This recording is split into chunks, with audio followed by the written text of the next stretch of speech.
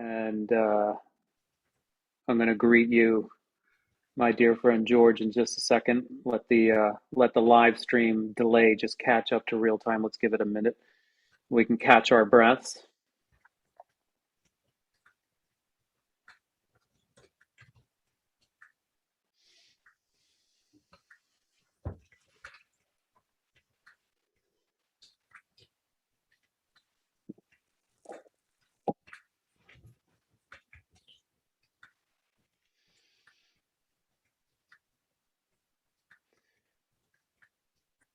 Okay, sounds good. Ready to go?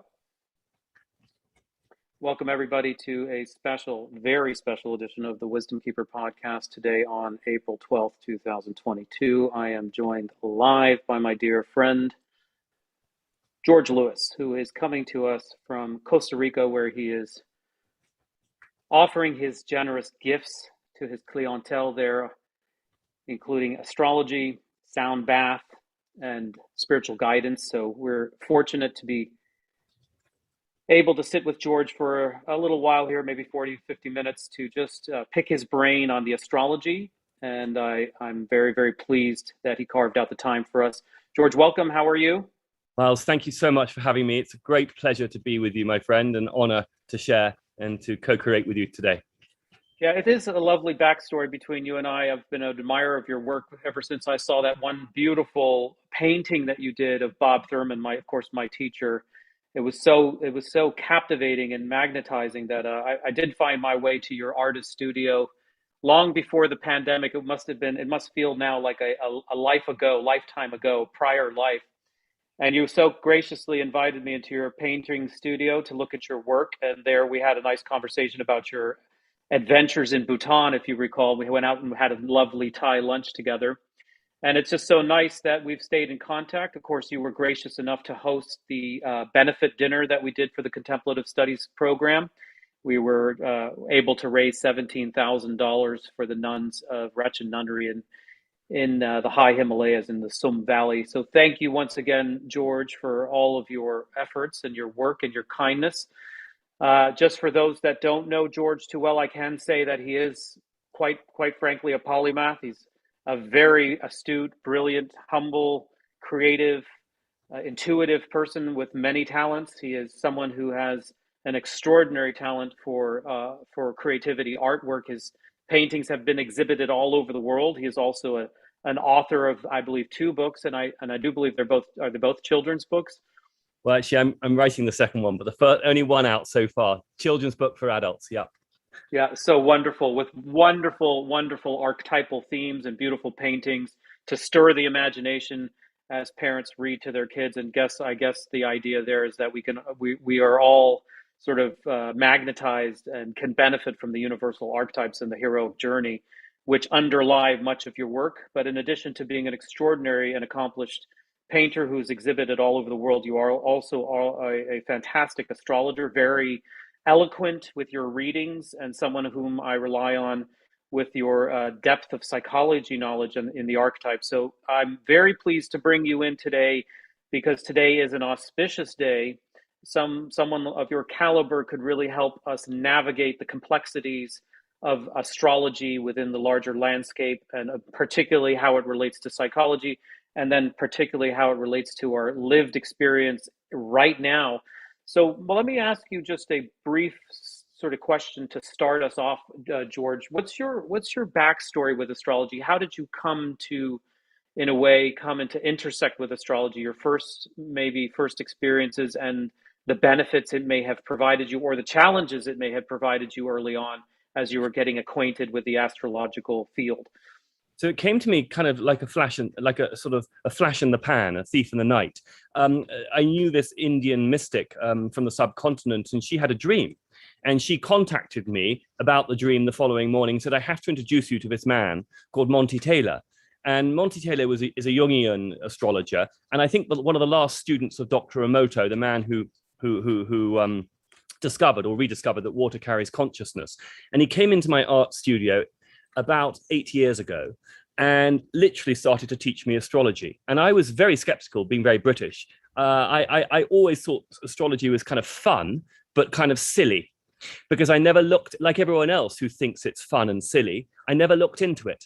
And I just came to the very Western, dare I say, Cartesian approach to no, this is nonsense. This isn't brain. This isn't mind. We can't do this because it's not in the brain. It's operating at a different frequency. And of course, my frequency was quite low at that time in the sense of understanding a little bit more about cosmos. I was still very predictive within the great Abrahamic traditions, and obviously having an understanding of the Eastern traditions from a linear perspective. And this man taught me astrology, and I literally, Miles, I kid you not, I downloaded it from him in 2 years. And he turned to me, and he was an older man. He was in his late 70s, 80s, and he had a cane like Dali's. And he turned to me one day and said, George, I really don't need to see you anymore. I think you're done. And I actually started to cry. After 2 years, I was very sad, actually. And he said, I can't teach you anymore. You know more than I do. Off you go. Now, when I looked into my astrology, what was so fascinating was Uranus had just gone into my 9th house. Let me quickly explain what that means. Uranus, the planet of innovation, of sudden happenstance, sudden new events occurring, lightning strike. Think of Uranus, the Greek god. You know, suddenly 9th house, a house of prophecy, philosophy, internationalism, travel. Suddenly, Uranus went into my 9th house. How powerful was that? That was the time that astrology came to me. And I think Uranus has now been in Taurus for 2.5 years. So that's about 8 years ago now. It's uncanny that it's only been that long. It's sort of an unbelievable magnetism and impression that it's made on you. I'm sure it seeps in and informs so much of your other creative work, because I remember quite clearly a fantastic painting that you had, a rendering of a woman in the sea. Was it part of your sea collection? And yes. was that the End of Pisces? I think that was the thing. It was the End of Pisces. What she was doing, she was coming down. She was sort of submerged in the water. She actually has wings, but you can't really see them. And she's coming out of the water. She's naked, but it's not obvious.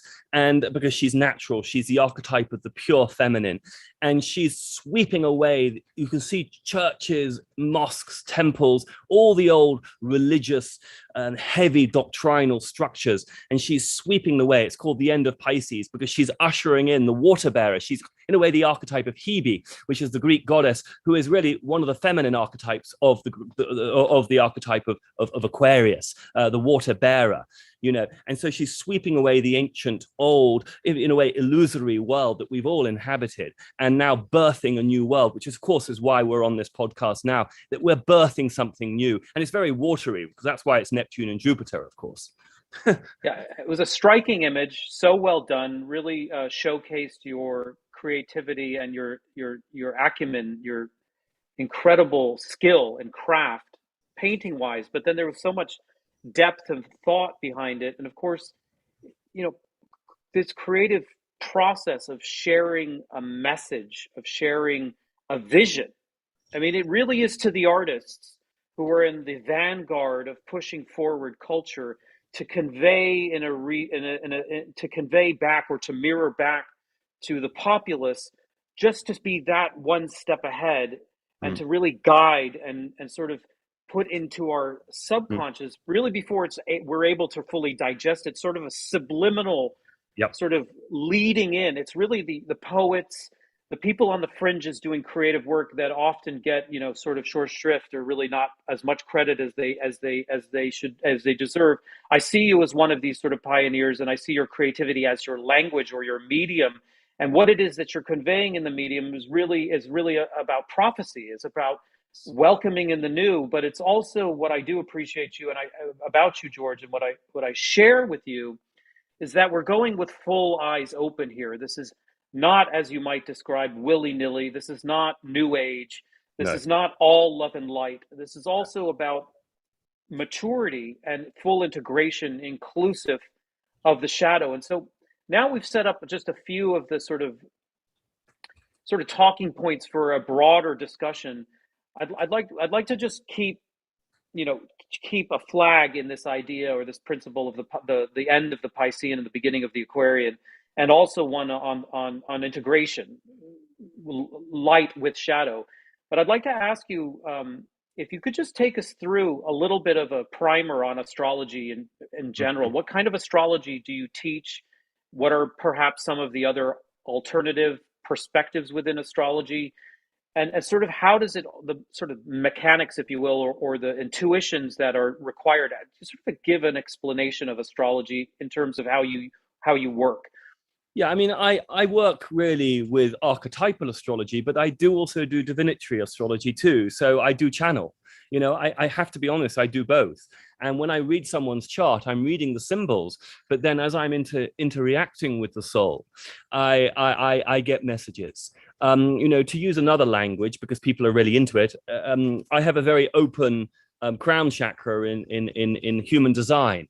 So I'm able to pull in, if you like, from the Akashic, from above, and get senses. I get downloads as I look at the symbols. The symbols sort of embody, the cosmos and psyche, as above, so below, so within, so without. When I'm interacting, I really I can read the symbols and I can see, okay, Jupiter means this in this house, all that. I've learned it. But then something comes in a little bit more personal, and I'm able to get closer to helping that person or the group in a conversation about where we're trying to go, as far as towards the light, away from the density of the third dimension, maybe towards something which is more Christed, more Christ-like, or more Buddha conscious. I don't really get caught up in the language. I'm interested in the intention of where humanity really can go in this time of transformation. You see, for me, astrology is a language, but it's a tool.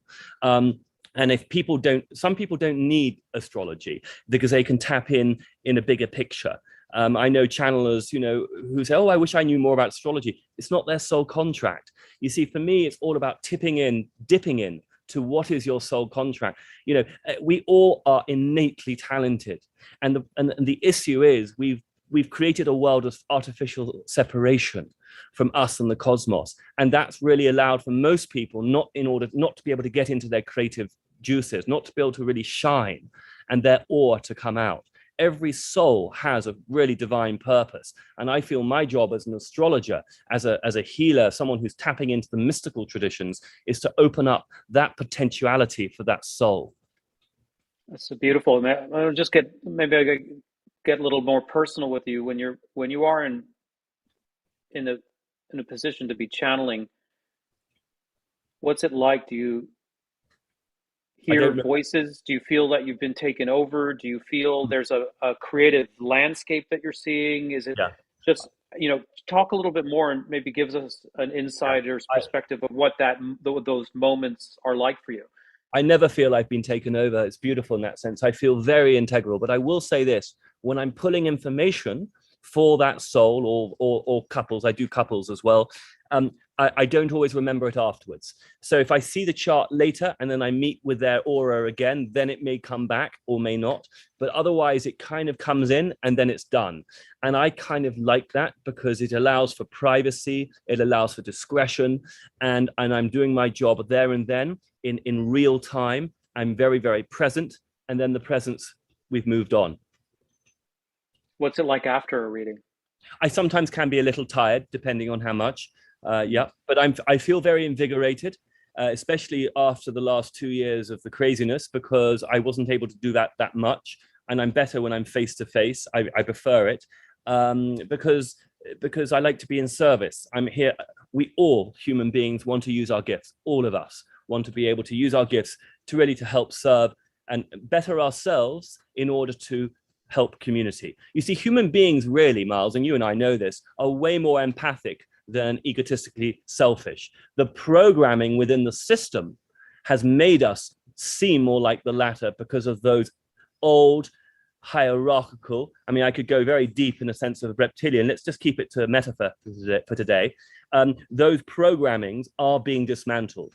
In a very practical sense for our listeners, we're moving from globalization to devolution. We're moving from a pyramidal structure of top down to bottom up. We're moving from pyramid to circle. Think Knights of the Round Table. We all are pulling in our resources to create community. This is the new reality. To be honest, you don't even need to use the astrology to see it coming, but the astrology backs it up tooth and nail.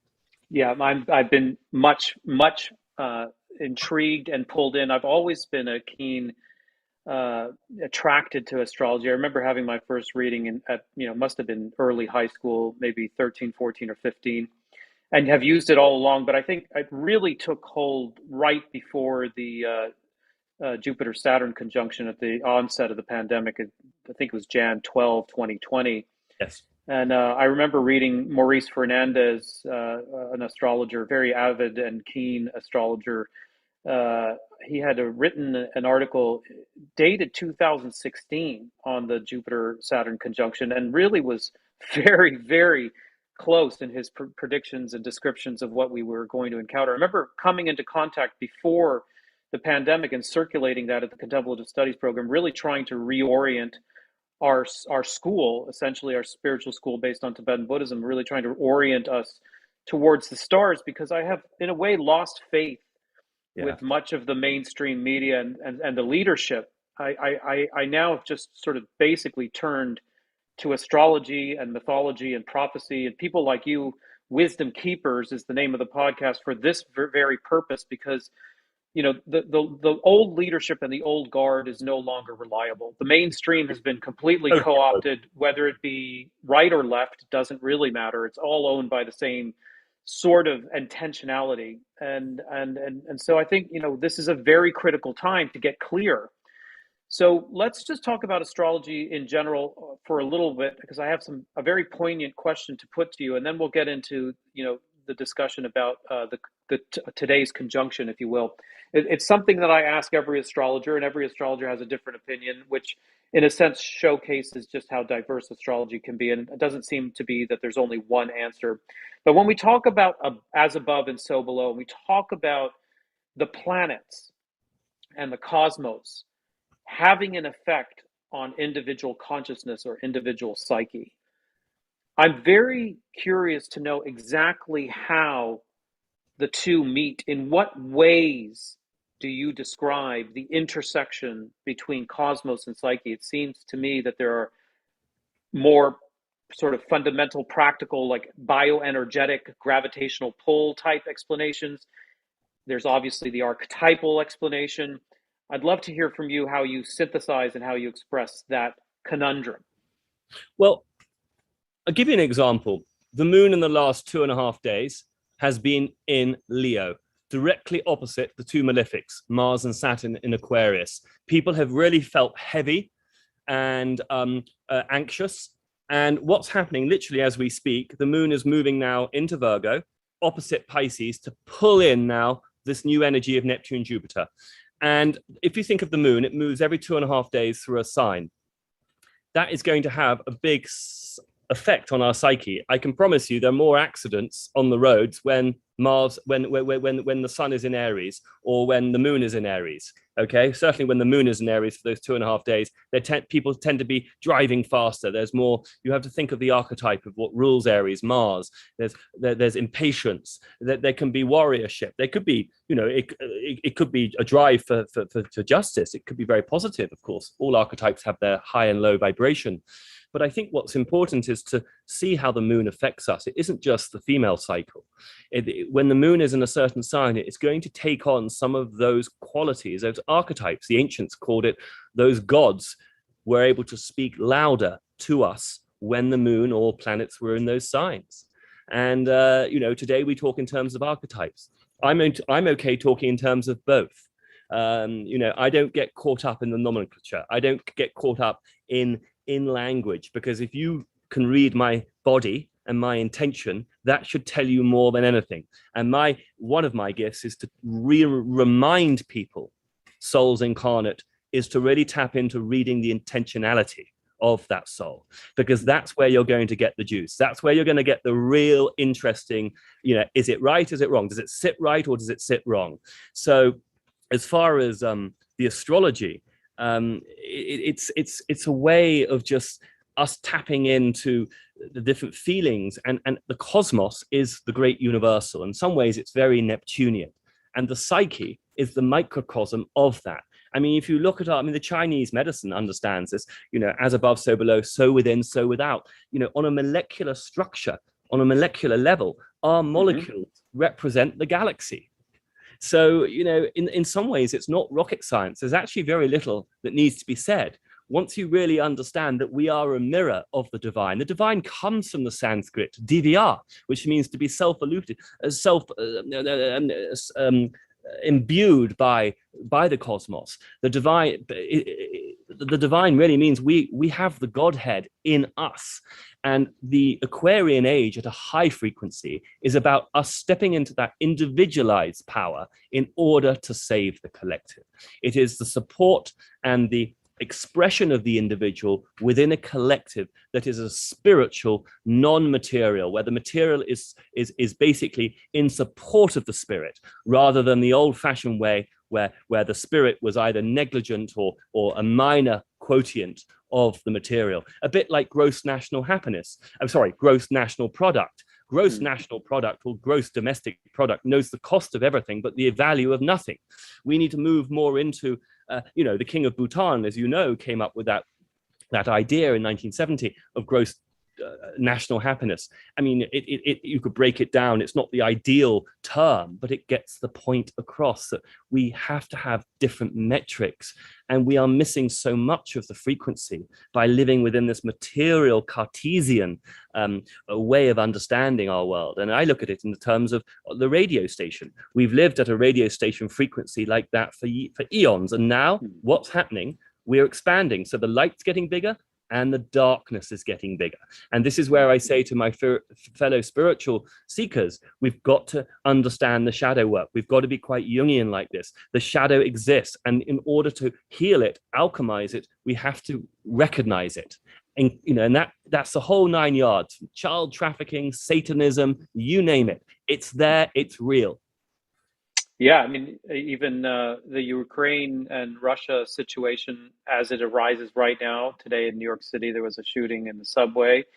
Let's go into both the light and the dark as it relates to the current conjunction today on the April 12th. And obviously, there's not just one pinpoint. This is like a sea change with a residue. It may be with us for the next few weeks. What are we looking at in terms of this archetypal conjunction between Jupiter and Neptune in Pisces? What does it actually mean? What is its high vibration or high, let's say, potentiality for those that are conscious with eyes to see? And what else are we going to see from the shadow side or come to expect? So can I divide it, because for the listeners, can I discuss firstly the archetype of Jupiter and then the archetype of Neptune? So is that fair? Sure. Yeah. Let's talk about Jupiter. I mean, the word Jove is Jupiter. We get the word jovial from Jupiter. It in some ways, enthusiasmos in Greek is to be possessed by the divine, is very Jupiterian. It is the energy of expansion, Miles. It's the energy of integration. And whatever Jupiter touches, it magnifies. So it expands something from within the psyche. I think Jupiterian qualities are often the love of philosophy and the love of the higher mind, the desire to travel. It's also passionately about the love for freedom and independence. Yes, that has a Uranian quality, but Jupiter knows in order to learn philosophy, in order to travel, in order to become aware, one has to exist from a position of freedom. And Jupiter is known as the great benefic in astrology. Now, I practice ancient astrology mainly.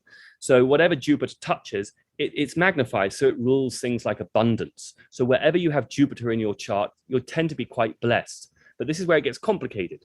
Jupiter is very good in some signs and not so good in others. It's the same for every planet. Even the sun and the moon, are better in some signs than others. I'm not going to get into that today because we haven't got time, but I will tell you about Jupiter.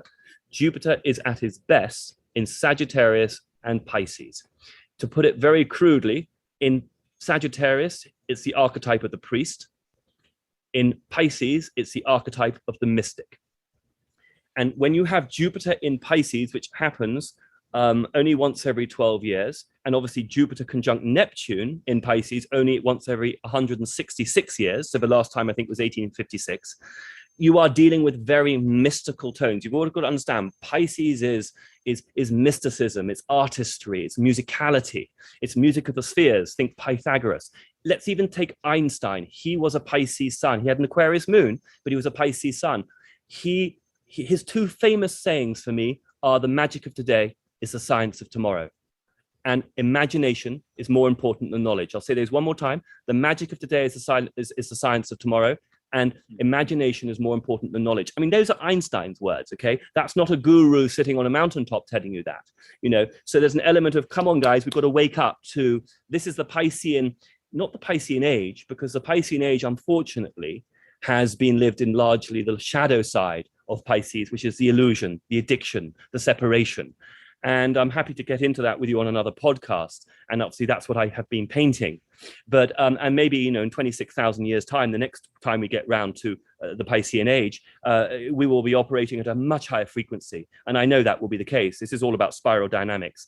But as we move into the Aquarius, you see, we're dealing with this Jupiterian conjunction with Neptune every 166 years, powerful stuff. It's almost like culminating, coming to the end of the Piscean age, giving us a boost into a higher level of consciousness. So Jupiter's faith, optimism, and the high vibration is generosity, reverence, philanthropy, radiance. But the low vibration would be things like fanaticism, extravagance, bigotry, indolence, right? And so Neptune is a little different. Neptune actually in the modern astrology rules Pisces as well. Jupiter is the ancient ruler and Neptune's the modern ruler. I mean, it's very fascinating that we've got this conjunction today. And Neptune is associated now, and I'm going to slow myself down to embody the archetype of Neptune. Neptune is associated with transcendence, the idyllic, the imaginative. It rules all those things intangible and immaterial. It doesn't like finite. It doesn't do boundaries. Okay, it's very Jungian in the sense that it works with symbols and metaphors. It rules dreams. Okay, it likes to dissolve and merge that which is separate.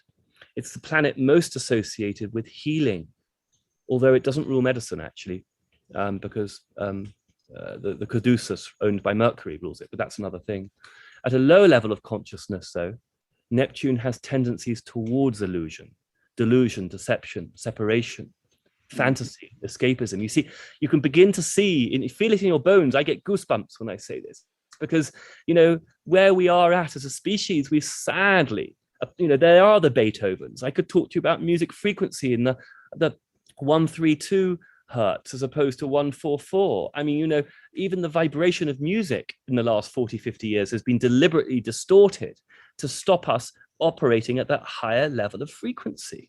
You know, when you listen to Beethoven or Mozart, something alchemical happens. He's tapping in to the music of the spheres. It's to me, it's kind of Palladian, but that's another thing. So at the high level of consciousness, Neptune is the closest archetype in a way to the anima mundi, which is the world soul. You talk about the cosmos and psyche. The anima mundi, the Latin word is the world soul, and we're tapping into that. It's the domain of the gods. It represents universal love, and it's associated with the mystical Christ and the compassionate Buddha. Even Shiva Shakti, you know, the union of Shiva Shakti, or the all-encompassing Tao. So Neptune's vibration is not of the earthly plane. It's something very etheric. It's something higher dimensional, and it's in us all. And yes, we have to work with Saturn, and we're not discussing Saturn today, which is grounded, but Saturn's out of control in his mania for control. I know that's an oxymoron. He's out of control in his desire for control. And let me also share this, because Mars and Saturn have been making a conjunction for the last few months, very hard conjunction. And most of the planets in the last 3 years since the pandemic, 2.5, have been in Saturn ruled signs. You can't make this stuff up. Pandemic, plandemic, whatever you want to call it. This has been Saturn putting his chains on humanity to enslave humanity. If you think about it symbolically, you know, we're not allowed to talk, okay, and we have to breathe in our own carbon dioxide, you know, this, and suddenly now, the Jupiter-Neptune conjunction in Pisces is saying, it's now time to rise.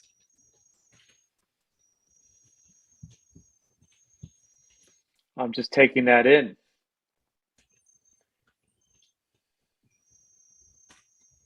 Yeah, today is an opportunity, a window or a portal. And what is it about individuals, whether they will seize the opportunity or succumb to the fear, succumb to that restriction?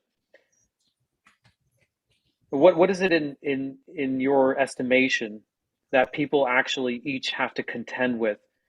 You've sort of very eloquently painted the picture of the landscape, the territory, the archetypal scene or theater.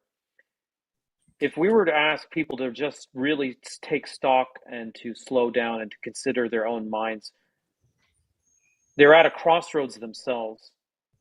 On the one hand, they could be further prone to fear. On the other hand, they can have an opportunity to really rise, awaken, expand, take a risk, I would say, would be one of the things as I work with people, I'm always looking for the risk factor. The clients that I see right now, most of them are at a crossroad. I feel that some of them are currently being engulfed. They have this sense of gasping for air, leaving me in the session quite breathless. And at the same time, there is this opportunity, whether they can see it or not, there's this opportunity that just on the other side of a very big decision is a wide open vista where it's almost inconceivable, it is unrecognizable, but they have to pass through some sort of element of darkness, unknown, uncertain. Mm. And so most people, I think, by creatures of habit, will just go for the security. This is sort of how I'm interpreting it from a psychological lens. I'm going to throw it back at you to reply from an astrological lens. But most people, I think, out of creatures of habit, want to just stay put. They'd rather know the devil that they know than the one that they don't. And it's become so routinized after 2.5 years of losing our mobility and losing our connectivity to just stay small and Mm. just to stay and to stay with the familiar, even if the familiar is a set of four walls closing in. And so I've been bringing people up to this precipice where they each have to be making a decision to let go of something and to venture into the dark night and to venture through the dark night into a vista of possibilities. And so, what do you say about that sort of picture that I'm painting? And also, do you agree that it comes down to an individual choice? And how does choice fit in with the notion that the stars represent a kind of destiny? So, as I've intimated, and I'll be a bit clearer, there are basically two conjunctions happening simultaneously in our sky at the moment. I mean, it is incredible. We can't make this stuff up. On the one hand, we've got the two malefics, Mars and Saturn, the heaviness, Mars putting fuel to Saturn's power. Don't forget, he's Kronos. He says no before yes. He's about constriction, restriction. Yes, he's about boundaries, but we don't have good boundaries at the moment. This is a very negative Saturn on the one hand, that conjunction. On the other hand, we've got the two the two benefics. We've got Venus and Jupiter now coming closer in Pisces together, conjoining Neptune. That is a seriously big deal. We have basically two simultaneous realities occurring on this planet. One is benefic, which is the choice of love, Christed-like, going towards the higher level of consciousness. And then the other is an old paradigmatical sense of, through fear, I need, in this case, the government or authority or daddy or mummy to do it all for me. It's not even infantilized. It's because children are much more free naturally. It's really a very lower vibrational understanding of what humanity is about. You see, most human beings, sadly, have never really understood freedom. Now, we won't have time to get into where that stems from since the flood, the great flood, and hybrids and stuff like that. We're not going to get into that side of things today. But from an astrological perspective, it is very clear we have two choices, and we do have free will on this planet. But it's very hard for a lot of people, and we must have compassion for those people. And in the cities, they are still the majority. In the cities, in the big urban cities, because they're the most programmed, we have compassion for them because they have basically been fed a lie, an illusion, Neptune, a lower frequency in Neptune, as we all have, me included. I mean, I'm the poster child for that, going to a top English boarding school and being fed a certain way to live a life and having no emotional intelligence, one's intuition being shut out of you. You know, it's kind of a miracle that I sit here today with you sharing from this perspective. I mean, you know, where I've got to has come through a lot of pain. I mean, I'm not going to go into it now. We haven't got time. But, you know, a year and a half ago, I was married, and I have relationship with my children, and I only now see one of my children because the other one doesn't want to see me because I have this perspective. You know, I am suffering like anyone else, but we have free will, and you know, this is something we have to stand up for, because this is about truth. This is about believing in ourselves and humanity, and these two conjunctions offer that choice, you know, the lower frequency of fear, the higher frequency of love. But we have to alchemize the darkness. We can't just ignore it. We have to see it for what it is. And we do at some times have to investigate it, but then we have to pull back, meditate, pray, and do all those self-work protocols in order for us to heal, because it is a trauma planet, and we've all lived in trauma. We're all in this together, and you and I and all our friends, we're here to try and help people and help ourselves grow through this. You know, none of us are exempt from this. I'm in this like anyone else, and I think that's why I'm able to share some of these insights, because I'm living through it. Yeah, that was a beautiful moment there. I really share your appreciation for the need for integration of that other side. We hit on it at the top of the hour. Maybe it's good to bring it back here, because it's not all love and light. One can't just make an easy choice to jump into the expansion. There is this idea of sitting with the discomfort and really looking nakedly and bravely, courageously, and honestly at the fear. There's almost something very important to look at in the fear. The thing that is compelling from the fear side also has a teaching there. It needs to be reckoned with. I mean, there's something about the word revelation, that we're in a time of revelation. You mentioned this idea of the pedophilia and the 500 years of slavery, and the fact that the banking cartels have ruled the planet, and the fact that the political system is rife with corruption and hubris. No matter which political end of the spectrum one lies, it's corrosive and it's corroded and it's on its last leg, and it's barreling down and it's buckling down and it's sort of making its last stand, if you will. And in that, there's tremendous amount of fear and coercion.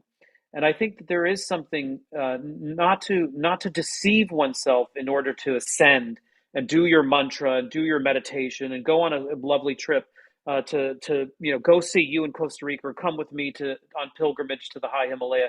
There is something about turning one's awareness around and looking right into the fear and having an honest, inventory there, and looking and seeing how that fear is mostly historical. This is a time of reckoning. Like, what is it about your childhood? What is it about your ancestry? And what is it about 2,000 years of the past archetypal sign that we've been living in, that we have to come to terms with in order to really move forward? It's not about just jettisoning it.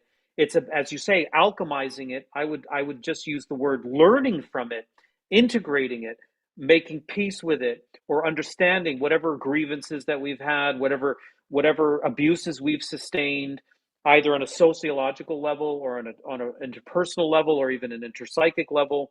It's there to have taught us something that we need to reckon with and need to understand in order to go forward really with liberty and with grace.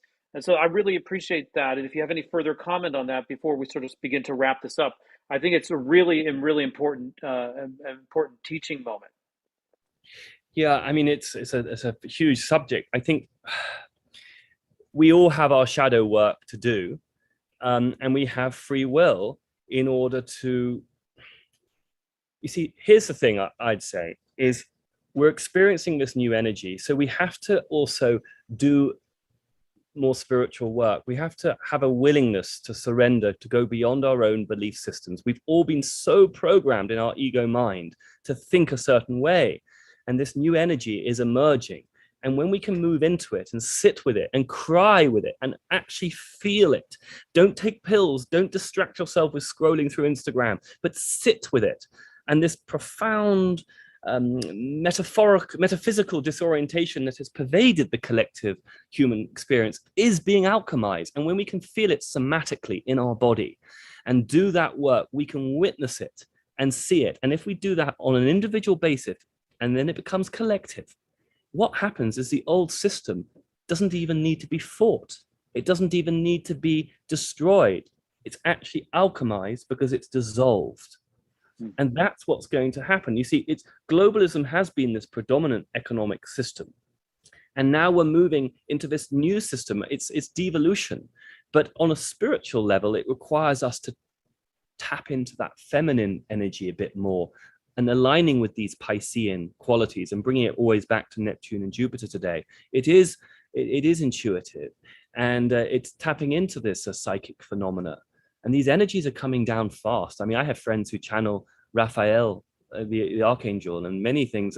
And we are going out, you see, we're going from 3D consciousness into this higher vibe. And it's one of the reasons why they're so keen to get the children all injected, because the children have so many insights into this new world that we're trying to birth.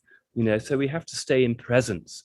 You know, so yes, we have to witness the darkness, and I do classes on this. I'm happy to educate people about, 1871, 1913, the sinking of the Titanic, the formation of the Federal Reserve. I mean, this is my wheelhouse, but I don't advertise it. Why? I will only ever teach people who are willing to do their work, because I'm not wasting my time and I'm not wasting your time. You know, when we are able to say, okay, mea culpa, hands up, my belief system has kind of been very limited in terms of frequency. And this is me as well. I'm teaching what I need to learn too. I'm in this together. I'm not sitting here as mighty mystic on the hilltop. No, no, no, no. But we get into the presence, and we work spiritually to improve our frequency. This is part of the journey on planet Earth. But then we alchemize some of these lower tendencies of what's been happening to all sorts of people on this planet, but in particular children, and the enslavement of the situation through greed and through usury, which is to do with debt. You know, there's a lot of many aspects, but sticking to the Jupiter Neptunian conjunction today, it is really about tapping into that creative, spiritual, intuitive, psychic phenomena that is in us all. And when we do that and we sit with it and we cry and we feel and we laugh, and we're drinking fresh water and eating organic food and putting good stuff into our bodies, not crap, we really can tune in. No more fluoride, tapping into the pineal gland, the third eye. I mean, there's so much, but this is the life work and why we're here today now. Otherwise, for me, it makes no sense, by the way. I mean, I'm very transparent.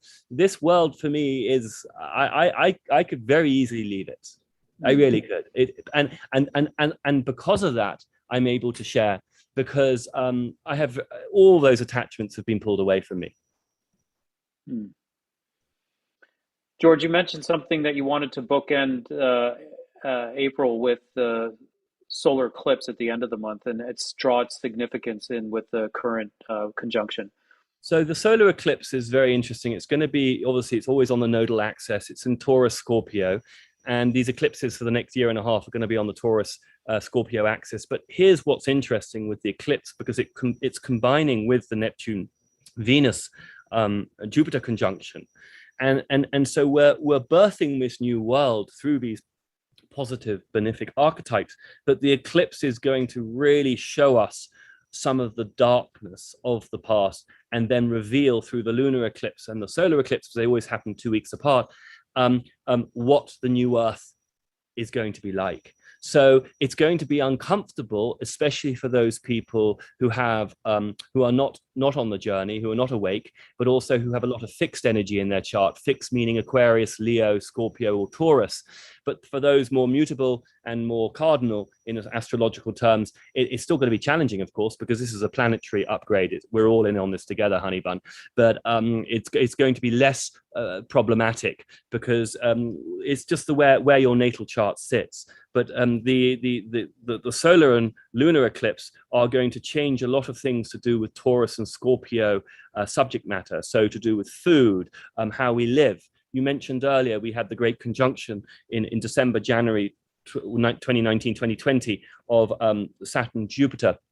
They had been conjoining since 1700 in Earth-based signs. Isn't that fascinating?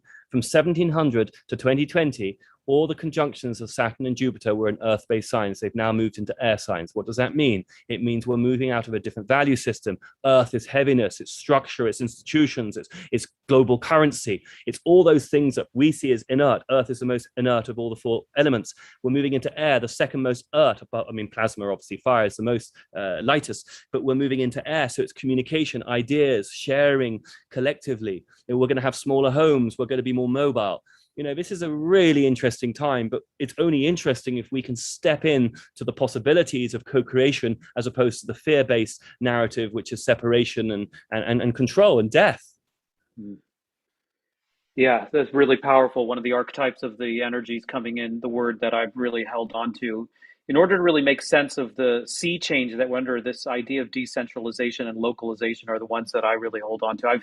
I've heard you say at least 3 times today the idea that we're heading out of globalization and into what I would call localization. So this idea of like shipping your raspberries or your blueberries from one continent to another, and that sort of the apex. That's all coming to an end. It's not sustainable. We are at its furthest extent, and it's never made any sense. And actually, the future generations have had to now pay for that kind of lunacy. And so you talk about it in terms of smaller homes. I see it in terms of, for example, each of these systems that we've been accustomed to, they're breaking down. But if we look carefully, there is an alternative just beginning to emerge. So the banking system being replaced by cryptocurrency is one that comes to mind. But also the big agra being replaced by permaculture and localization is another one that comes to mind.